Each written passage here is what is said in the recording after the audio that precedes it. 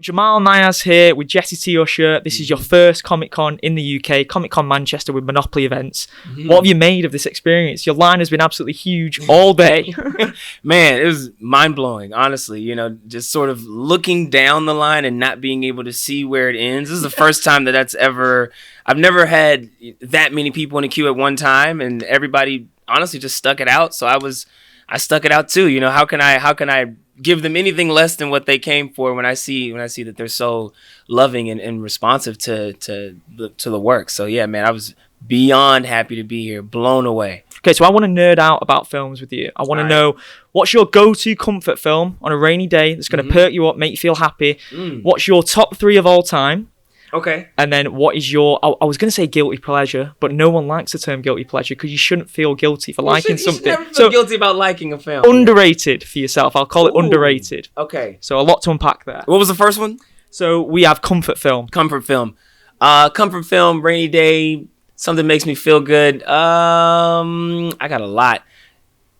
Grease. Grease is a good comfort film. What an amazing film. Yeah, one of the best ever. Also, never get tired of it. You know, you can see it time and time again.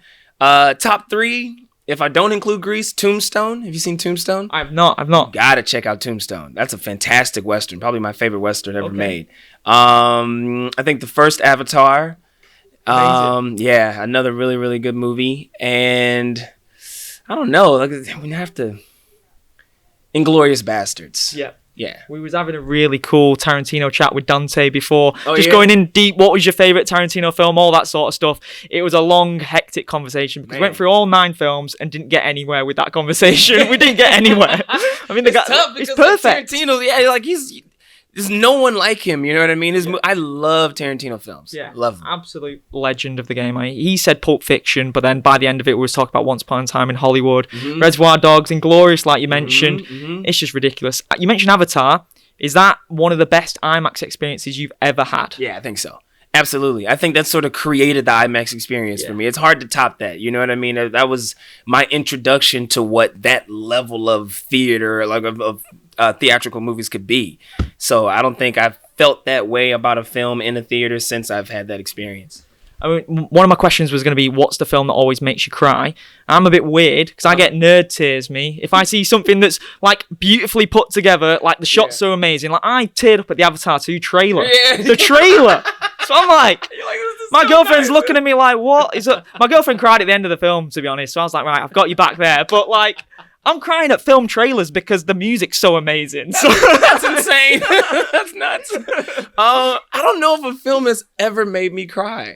Really? And here's the thing. I get wrapped up in emotion when I'm watching films, but I get appreciation for the craft, you know what I mean? Appreciation for the fact that there's a performer on the other side of the screen who is able to make me feel that way. And then it takes me out of the moment. Then I'm like, this is so beautiful, but I don't actually cry, you know what I mean? So yeah, I've never actually cried at a movie. We're talking about a film score then, like the Avatar score. What is your favourite cinema score ever? Ooh. Wow. That is really hard.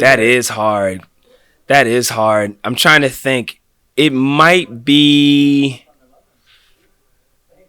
American Gangster with Denzel Washington. Yeah, Denzel Washington, Russell Crowe, Ridley Scott directed it. Yeah, legendary. Yeah, that might be my favorite score. And in that film, there's a few scenes in that movie where there's no words spoken. It's really just the score that tells the story. Yeah.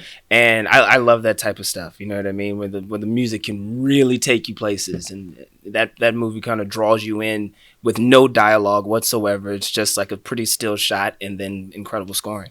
Jay-Z did a soundtrack to coincide with that, which is one of actually probably my favorite Jay-Z album, which is crazy, isn't it? That it was like, it's told from Denzel's character's perspective, which is really, really cool. Yeah. And to have Jay-Z do it of all people, it crushed it. 100%.